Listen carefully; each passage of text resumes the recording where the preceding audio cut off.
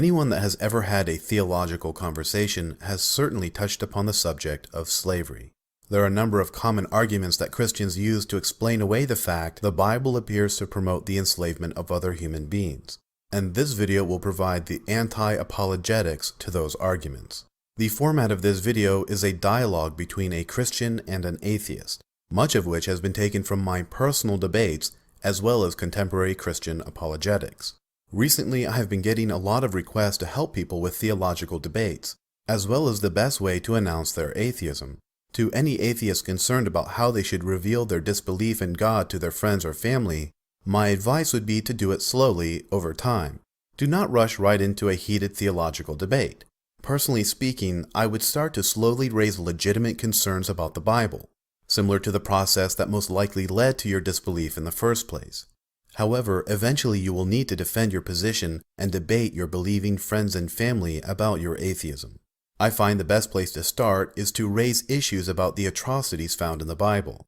And the topic of slavery has always been one of the biggest hurdles for me to reconcile with the notion that the God of Abraham is a just and loving God.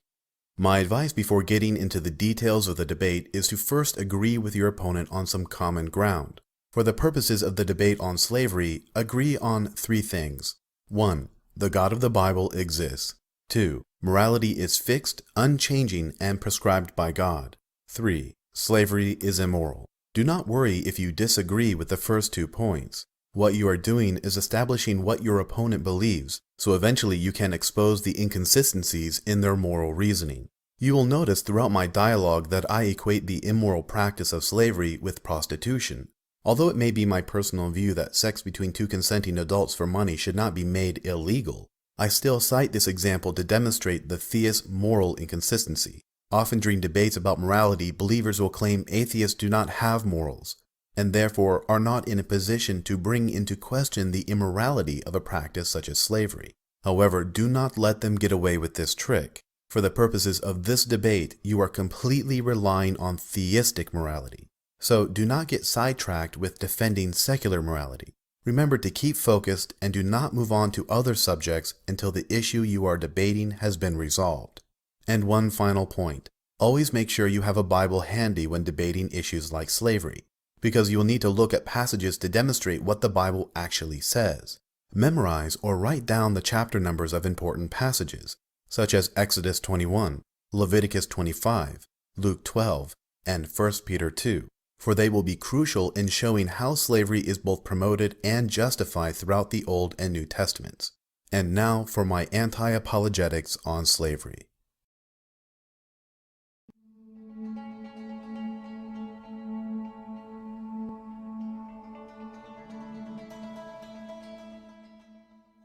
The reason I have difficulty believing the God of Abraham is the benevolent, all-loving God he is claimed to be is because the practice of slavery appears to be endorsed throughout the Bible.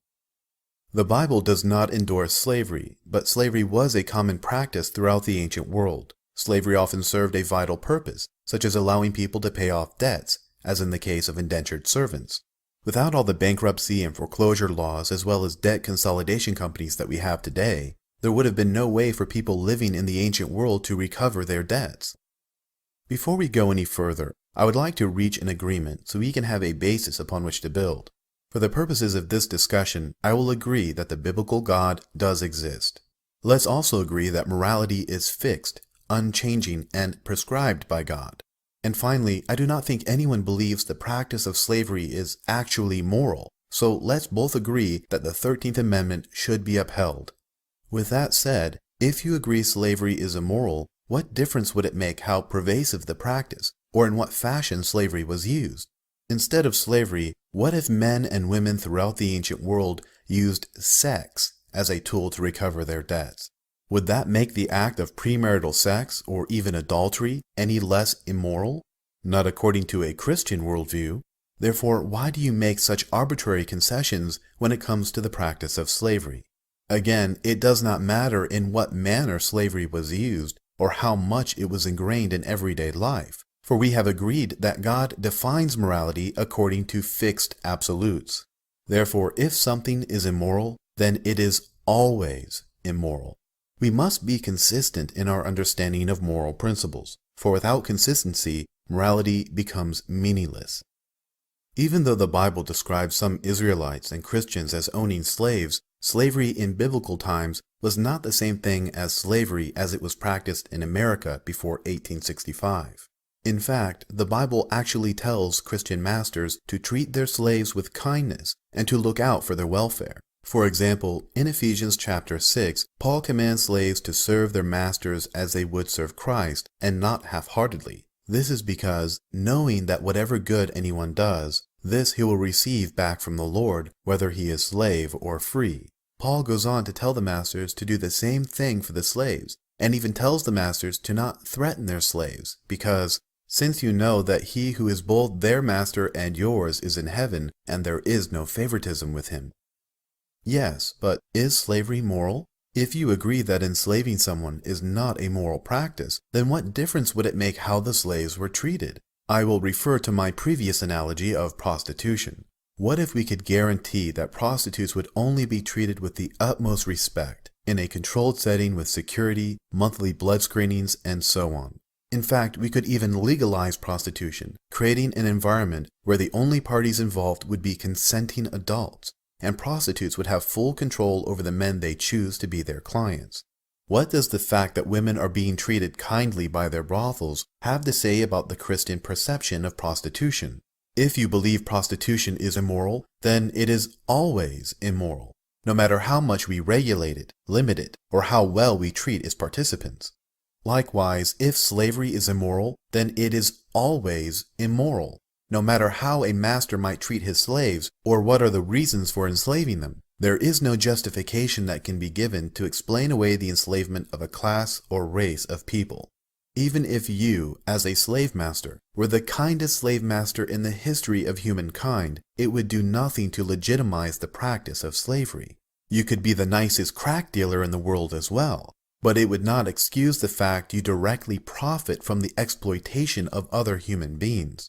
Instead of telling Christians to be kind to their slaves, why didn't Paul just come right out and completely denounce the practice of slavery altogether? Paul was not endorsing slavery, but slavery was a reality in ancient Rome, as well as most of the world at that time. Would you prefer Paul to have advised these men to possibly risk their lives by revolting, or possibly be subject to severe punishment under pagan Roman law? Christianity was a new religion, or the fulfillment of Judaism, that looked forward to a redeemed world to come, not a political system to right all the wrongs. Why would Paul have advised the slaves to do anything? Why couldn't Paul advise the slave masters, who retained all the power? Or better yet, simply speak out against slavery as being the moral injustice that it was? Never mind Paul's attempt to regulate slavery by writing letters to the Ephesians. The mere fact this immoral act was allowed to continue in any fashion demonstrates his inhumane indifference to the suffering of millions of innocent people. What if something like bestiality were just as pervasive as slavery? Don't you think Paul would have stood in direct opposition to its practice? Are you really attempting to suggest Jesus and Paul's hands were completely tied with regard to speaking out against the issue of slavery? Let me ask you, are we to expect Christianity to stand up for what is right and just, despite slavery being a common practice? Are we to expect Paul to have spoken out against slavery because it is fundamentally immoral, despite whether or not an anti-slavery position was unpopular for its time? The answer is yes. Is Jesus and the apostles standing up for what is moral and championing the rights of an unjustly persecuted class of people too great an expectation? You claim biblical slavery unjustly persecuted an entire class of people, but how do you even know the form of slavery being practiced by Christians during the time of Jesus was so unjust? The slaves mentioned in the Bible were indentured servants paying off a debt, and as we have already seen, Paul even tells the Ephesians to treat their slaves well. Let's take a look at 1 Peter chapter 2. Peter, one of Jesus' closest apostles, tells slaves to submit to their masters, even those who are harsh. Peter actually uses the words unjust suffering to describe the predicament of the slaves. Here we can plainly see that Peter, in full conscience, knows the act of slavery is unjust and that it causes suffering. Peter even compares the unjust suffering of slaves to the unjust suffering of Christ, and that such suffering is holy in the eyes of God.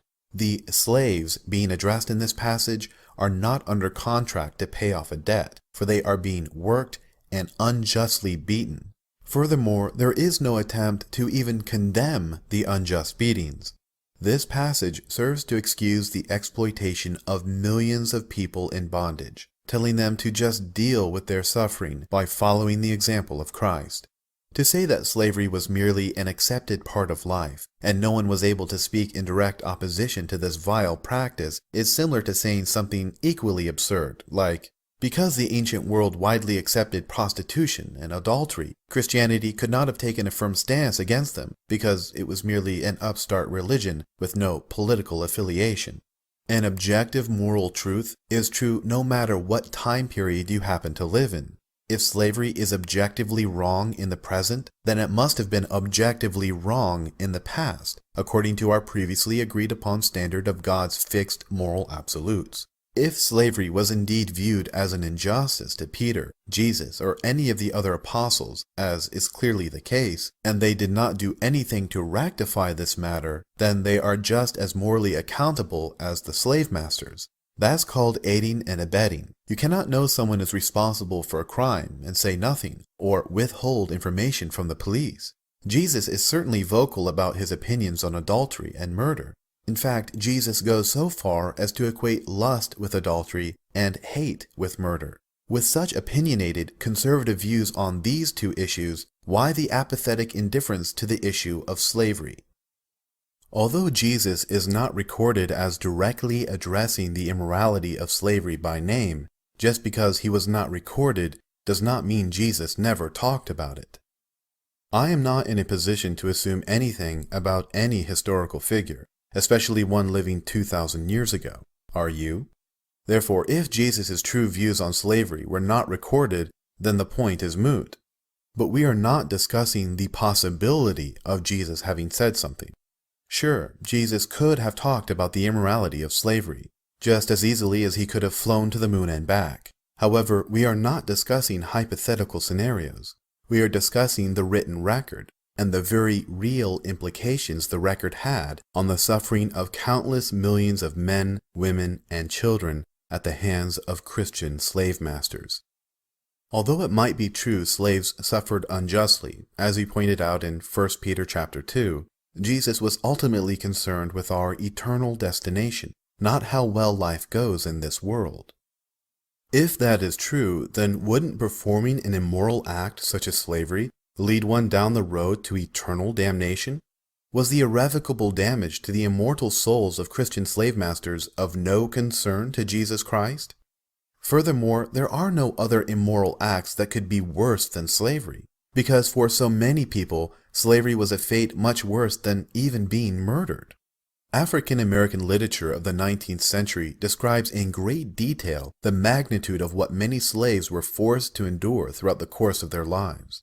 Slaves were treated like animals that needed to be tamed and their spirits broken, much like the domestication process of wild animals. In fact, the same methods of dehumanization was used by the Nazis in concentration camps during World War II. In reading the works of Frederick Douglass, his fear and desperation are palpable in his recounting of the extreme brutality and senseless acts of violence visited upon him and his fellow slaves as their spirits were shattered. Douglass describes slaves being treated no better than livestock, and in many instances, far, far worse. I have often been awakened by the dawn of day by the most heart-rending shrieks of an own aunt of mine, whom he used to tie up to a joist and beat her upon her naked back until she was literally covered with blood. No words, no tears, no prayers from his gory victim seemed to move his iron heart from its bloody purpose. The louder she screamed, the harder he whipped, and where the blood ran fastest, there was hush, and not until overcome by fatigue would he cease to swing the blood-clotted cowskin. I remember the first time I ever witnessed this horrible exhibition. I was quite a child, but I well remember it. It was the first of a long series of such outrages, of which I was doomed to be witness and participant. It struck me with awful force. It was the blood-stained fate, the entrance to the hell of slavery through which I was about to pass. It was the most terrible spectacle. I wish I could commit to paper the feelings with which I beheld it. But to add insult to injury, after receiving their beatings, the slaves would often be treated to readings from Scripture. This just further demonstrates that these horrendous acts were perpetrated by devout believers in the Christian God, who adamantly adhered to Scripture and justified the practice of keeping slaves through Scripture. Every year brings with it multitudes of this mixed race class of slaves. It was doubtless in consequence of a knowledge of this fact that one great statesman of the South predicted the downfall of slavery by the inevitable laws of population.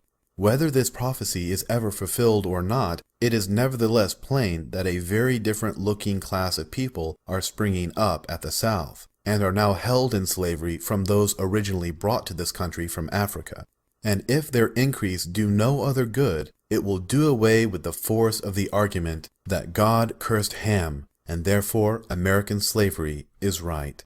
Here Douglas is referring to the common argument taken from the Bible to justify the enslavement of people with darker skin. In Genesis chapter 9, verse 25, Noah places a curse on Canaan, Ham's son and Noah's grandson. There is no question the form of slavery that was practiced by Americans was very cruel, but how these Christians misused the Bible is not the Bible's fault. The Christians that engaged in the European and American slave trade twisted Scripture to fit their own agenda, and thus were not true Christians. Although it might be true that Christians twisted or reinterpreted the Scripture to fit their own agenda, that would only be the case if the Bible actually bothered speaking in direct opposition to the practice of slavery. With such potential for abuse, Jesus and the apostles could not afford to remain silent on this issue. Surely with the power of omniscience at his command, God could foresee all the pain and suffering at the hands of the American and European slave trades, and how the very same passages Jesus preached and the apostles took down with pen would be used to justify one of the most horrendous evils ever perpetrated upon the earth. Therefore, instead of remaining ambiguous on this subject, and even using slavery to illustrate parables, why didn't Jesus come right out and condemn slavery directly, making no bones about it? Slavery is wrong, and we should not do it. If Jesus had come out in direct opposition to slavery, then at the very least, the ambiguous passages found in the Bible could not have been so easily manipulated in a way as to appear to justify the practice of slavery. Jesus could have easily addressed this issue on numerous occasions, and only he, as the Son of God, was in the unique position to do so. The reason Jesus may not have directly opposed slavery was because he did not come as a politician. The Jewish leaders certainly had expected a Messiah who would come to crush Rome and liberate them based on their understanding of Old Testament prophecies. But Jesus said, "For the Son of Man has come to save that which was lost." Jesus did not come to change the world politically, but to save the lost and redeem mankind to God. Do we not make laws with regard to moral issues? We certainly have laws against cold-blooded murder, which I will safely assume we can both agree is immoral as well as illegal. Why then do you continue to make concessions for slavery on this point? Even if Jesus came back to abolish the sacrificial, dietary, and judicial laws of the nation of Israel, he would still be bound to the moral law. Therefore, if slavery is immoral, then Jesus was dutifully bound to speak in opposition to it, regardless if this position was unpopular at the time. It does not matter if Jesus did not come as a politician, for slavery is a moral issue, and Jesus is well known for his moral instruction. So why weren't he and the apostles proselytizing against slavery and denying slave masters access to heaven for engaging in this practice? Because Jesus did not want the religion to become politicized? If that is true, and Jesus had the ear of every Christian slaveholder throughout time, but would rather let millions suffer under the oppression of slavery because he did not come to change the world politically, then Jesus was far from the moral teacher Christians make him out to be, and Christian morality is essentially bankrupt. However, slavery is a social injustice, not a political issue to be debated or voted upon, a fact that is curiously overlooked unless the slaves in question happen to be God's chosen people. God went to such lengths to free the Hebrews from bondage that he kills every firstborn child in Egypt, from princes to livestock. At least we can give God credit for being consistent, or rather indiscriminate, when it comes to acts of infanticide. But are we really to believe that somehow God cannot maintain consistency with his views on slavery? God certainly did not view Hebrew liberty from Egyptian bondage as a political issue that should remain untouched and allowed to be resolved on its own. Thus saith the Lord God of Israel, let my people go. If we are all God's children, why shouldn't all people enjoy the same rights? Christ came to unite all people under that message. No longer were the Jews God's chosen people, because Christianity was a religion for everyone, Jew and Gentile alike. So why wasn't God's position on slavery regarding the Hebrews in Exodus extended to all slaves, such as those found in the Gospels? The right to not be beaten, to not work without pay, the right to life, liberty, and the pursuit of happiness are human rights that all humans must be free to enjoy. The Declaration of Independence labels these as unalienable rights given to us by the Creator. But as we can plainly see, that is certainly not the case. God never extends these rights to slaves, and neither did the Founding Fathers. Christian men used the Bible as motivation and justification to enslave an entire race of people. Jesus had the opportunity to stop the practice of slavery in its tracks, to prevent the exploitation of millions of men, women, and children throughout history, but he did not.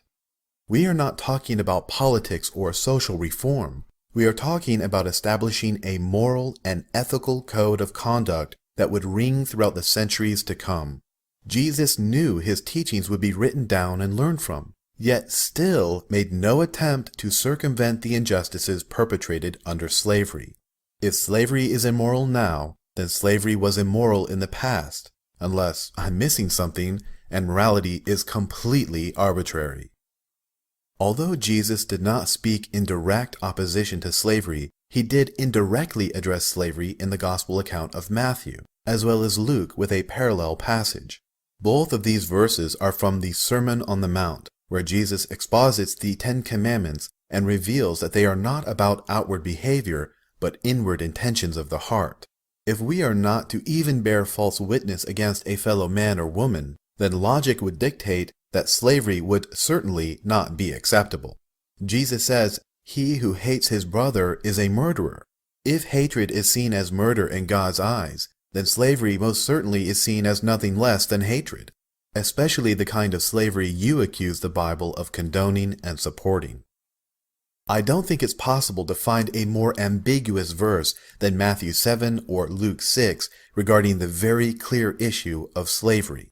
Although you cite Luke 6 as evidence that Jesus indirectly speaks against slavery, in Luke 12, we find a record of Jesus addressing the issue of slavery directly. But this passage does not support beating slaves.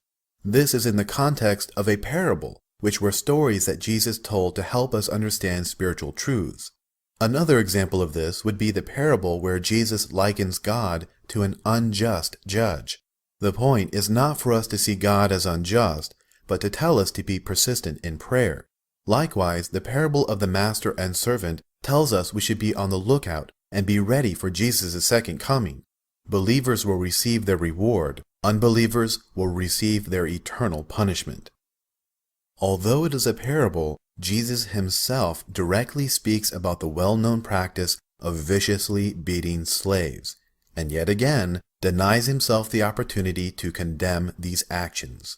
Notice how the parable does not address the immoral practice of slavery itself, but rather Jesus is using the practice of slavery to form an analogy between a slave master, or God, horrendously punishing his servants, or us, for not being ready upon his return. If Jesus was against slavery, would it not have made better sense to equate the practice of slavery with hell, and by not following God's word, the sinners are like slaves, toiling away their existence with no hope of escape? Then Jesus could have stated something like, "Liberation from slavery is similar to salvation through Christ. All men deserve to be free, and thus all men deserve their heavenly rewards. which can only be obtained by liberating themselves from slavery to sin. It took me 2 minutes to come up with an infinitely more applicable parable than Jesus. So why didn't Jesus say something to that effect?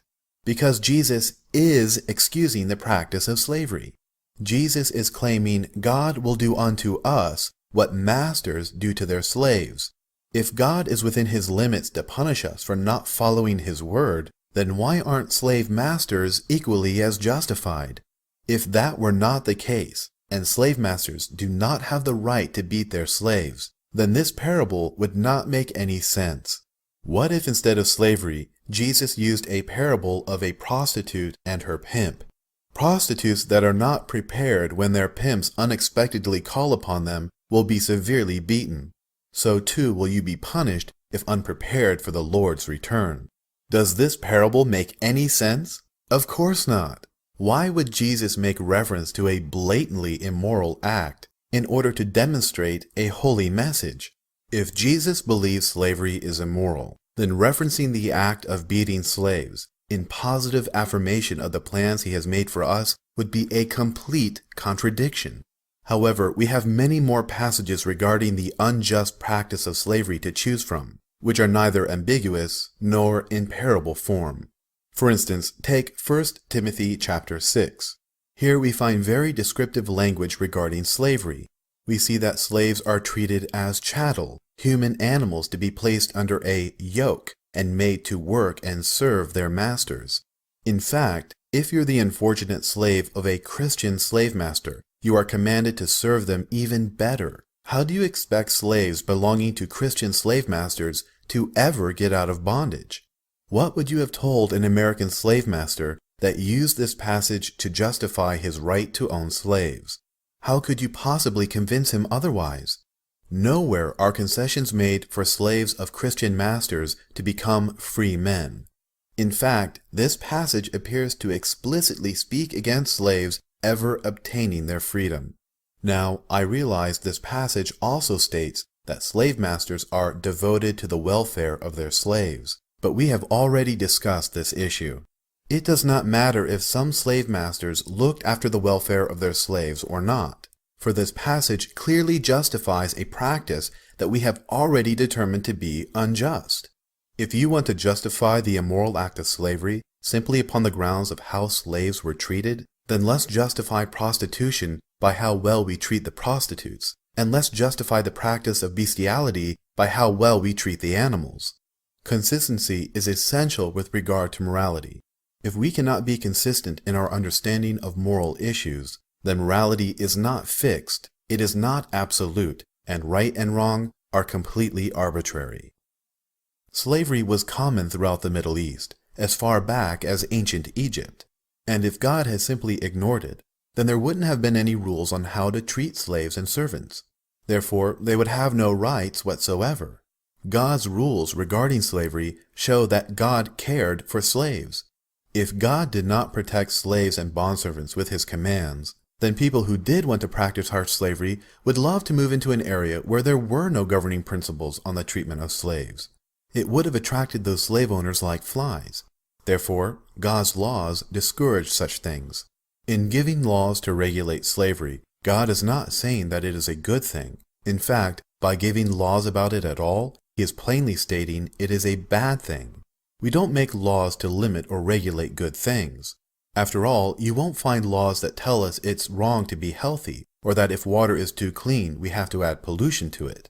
Therefore, the fact slavery is included in the regulations of the Old Testament at all assumes that it is a bad thing, which needs regulation to prevent the damage from being too great. Driving a car is certainly a good thing, but we place regulations on driving so it does not become hazardous.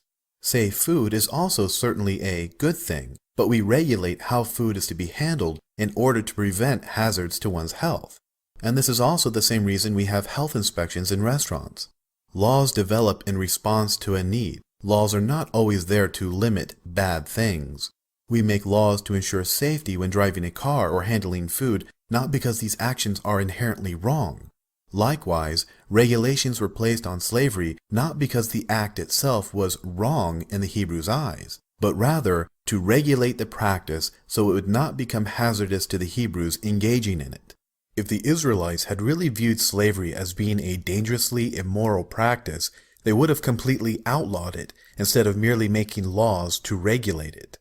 Indeed, all concessions in the Torah on the practice of slavery are only given to other Hebrews, but slaves from other nations never have any rights. Not only does the Bible provide laws to regulate slavery, Moses even attempts to ban slave traders in Exodus 21, where he states, "Anyone who kidnaps someone is to be put to death, whether the victim has been sold or is still in the kidnapper's possession." Yes, this was obviously a valuable law at the time, preventing bandits and highway robbers from kidnapping people and ransoming or selling them. But this passage does not, as you say, show Moses banned slave traders, for this passage is addressing kidnappers. You must look to the book of Leviticus to find laws regarding the slave trade, where Moses gives very specific stipulations by which to obtain kosher slaves. Keep in mind, the book of Leviticus comes after Exodus. There is no kidnapping going on here. These slaves are legally purchased from other nations or from foreign tribes living within Israel. How these slaves arrived on the auction block is no concern under Hebrew law, for these are foreigners. These slaves could have been kidnapped, captured in war, or even born into slavery. There are no regulations on how slaves purchased from other nations are to be initially placed into bondage. This is the most difficult passage for theists to explain, because it ticks every single one of the boxes under the definition of slavery. Slaves are to be inherited property that can be passed down to one's children. We are directly told how to obtain new slaves, as they are to come from the nations around you. From them you may buy slaves. The passage also stipulates that we have the authority to rule over slaves, meaning they are controlled by a master and forced to do his bidding without any promise of reimbursement. Does this passage appear to place regulations on slavery because, as you claim, the fact slavery is included in the regulations of the Old Testament at all assumes that it is a bad thing? Leviticus is not trying to regulate the injustices of slavery, quite the contrary. It is promoting the practice while focusing the injustices onto people belonging to outside nations. Essentially what Leviticus 25 is telling us is that you can have slaves, just make sure they are not Hebrews. But if you happen to have Israelite slaves, do not be cruel to them. As we can plainly see, slaves taken from the nations around you, and temporary residents living among you, and members from their clans born in your country, have no rights as human beings. In fact, every instance the practice of slavery is mentioned throughout Mosaic law, preference is always given to fellow Israelites. God makes sure to preface the passage in Leviticus 25 with a reminder that he had just saved the Hebrews from bondage in Egypt, which was real, forced labor, and cruel bondage. The Israelites had just come out of slavery themselves, and were about to enter the Holy Land. They would have not had many slaves or servants at this point, but they obviously had some because Moses saw fit to regulate it. However, it still does not restrict people from other nations selling themselves. In fact, Exodus 21 gives instructions on how a bondservant must be treated. This is an example of an ancient form of bankruptcy, where a person has lost him or herself to debt and only has one thing left to sell, their ability to work. This is a loan, and it also says that regardless of the debt, the bondservant is to be held no longer than 6 years, unless he so chooses. Regarding Exodus 21 verse 4, if the bondservant is willing to walk away from his wife or kids, who are already bondservants with the master to begin with, then it is his own fault. It is not the master's responsibility to forgive her debt, although it certainly does not forbid him to do so if he pleases. But if the male servant did walk away without them, then he would be in defiance of the law of marriage. He has every right to stay with his family. His wife, however, is obligated to pay her debt until the master lets her free. But keep in mind, this is not to exceed 6 years legally. Otherwise, a woman could deceitfully rack up debt, sell herself into slavery to cover her debt, only to marry someone with a short amount of time left on his term, and then go free with him. That would be cruel to the master, who has allowed her to work off her debt. This provision is to protect those who are trying to help, not enslave harshly and indefinitely. You are completely misinterpreting this passage. Nowhere does it imply the woman provided to the Hebrew servant is a bondservant as well. The passage clearly states the woman belongs to the master, aka she is his slave. Exodus 21 does not claim she is a Hebrew woman that is engaging in her 6 years of servitude to pay off a debt. Otherwise, she could go free after her time is up. Exactly what would be preventing her from leaving with her husband and all of her children if she were not a permanent slave of her master? After 6 years, the male Hebrew servant can go free, but the master is not going to give up his property just because the male servant has sired children with her. You said if the bondservant is willing to walk away from his wife and kids, then it's his own fault. No, it's not, because that is tantamount to blackmail. The Hebrew servant has one of two options: to give up his wife and children so he can be free, or to remain with his wife and children and continue being a slave. The passage clearly states that if the Hebrew servant says, "I love my master, my wife, and my children, I will not go out free," then his master shall pierce his ear with an awl, thus forever branding him a slave. Although there is a way out of bondage for the Hebrew servant, if he chooses love over freedom, then he and his entire family are to be slaves forever. Whatever choice the Hebrew servant makes, the Bible is very clear about what happens to the children born of his union. We see the children born to a Hebrew bondservant are not extended the same rights as their father under Mosaic law. The rights of the slave master trumps those of the children born to a member of the nation of Israel. Children born to a bondservant, who at the time is merely paying off a debt, are to suffer as slaves for the rest of their lives. Essentially, what is taking place is the Torah is providing the slave master with a loophole to breed more slaves. But to make matters worse, the father is blackmailed with the love for his children. If he is a cold-hearted bastard, then sure, he can go free. But if he does the right thing and stays with his family, then the Torah allows the slave master to profit by gaining an additional adult male slave.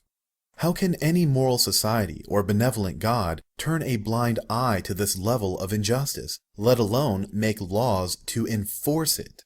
In addition, this passage serves to demonstrate my previous point, that the only time slavery is ever mentioned with any leniency is in reference to other Israelites. However, the Torah is very clear when it comes to slaves that are captured from other nations. Foreign-born slaves never have any rights, and once placed in bondage are to remain slaves for life. If you feel I am in error, I challenge you to cite a single passage that specifically references non-Israelite slaves and the manner in which they can be legally freed from servitude. Although no such passage exists, even if it did, it would not matter, because as we've already determined throughout the course of this discussion, just because you might find a passage that gives stipulations for how one might obtain their freedom, that does not excuse the fact an immoral practice is being allowed to go on in the first place, no matter how tightly regulated it might be. All the laws regulating slavery or indentured servitude are found in the Pentateuch, meaning 5 scrolls, or 5 books of Moses. These books were given as Israel was coming out of bondage to possess the land that God had promised to Abraham and his descendants hundreds of years earlier in the book of Genesis. The judicial laws are what governed and regulated the practice of selling oneself into servitude to pay a debt. Therefore, these laws do not command Christians in modern times to do such a thing as even have bondservants. These were rules for the nation of Israel. Indeed, the laws are all addressed to Israel, not Americans of the 21st century. In fact, the Jews did not even seem to hold to all of these rules even in Jesus' time, yet Jesus did not condemn them for it. The Romans were the political power in charge at the time, and they had much harsher slavery laws and were more brutal in just about every other way imaginable. Even though the Mosaic laws given may not apply to us directly, we can draw principles out of them because God never changes, at least not the biblical God. Therefore, the laws are still useful to Christians today in their own religious practices. Even though slavery was regulated by judicial laws, that does not absolve its moral implications. Jesus absolved many Hebrew judicial laws regarding murder. Does that mean murder is no longer immoral? Although Christians of the 16th to 19th centuries were not bound to the judicial laws regulating slavery in the Old Testament, they were perfectly within their rights to create new laws, and that's just what they did. The fact Jesus never directly spoke in opposition to slavery meant, as far as the Christians of the 16th to 19th centuries were concerned, slavery was perfectly acceptable within Christianity. You said, even though the law may not apply to us directly, we can draw principles out of them because God never changes, at least not the biblical God. Yes, exactly. The laws regarding slavery were not given to us directly, but these laws clearly demonstrate that slavery is an acceptable practice so long as the proper regulations are in place. Great! So modern-day Christians can make new laws and go right on keeping slaves. Do you not see a problem with this logic? When something is immoral, it does not matter how you regulate it. If, as you claim, God never changes, then the act of slavery should have never been allowed to occur in the first place, or we should still have slavery today. The fact that slavery was widely practiced throughout the ancient world by Jews and Christians alike, but is currently an outlawed practice today, suggests a serious disconnect in the theistic understanding of morality. What we need to realize is that slavery, among many other subjects in the Bible, has always been a dilemma among men in our sin-cursed world all throughout history. The Bible was not written to reform society, but instead to reform our souls with God's salvation. The Bible attacks all of life's plagues provocatively from the inside out. Think about it. When someone accepts the true salvation of God's love, forgiveness, mercy, and grace, their soul is reformed. Someone who is truly saved by God's grace and lives like Christ will treat others with gracious love. The cure to slavery and the cure to all of the plagues in the world is curing the hearts of men, which is the Bible's purpose.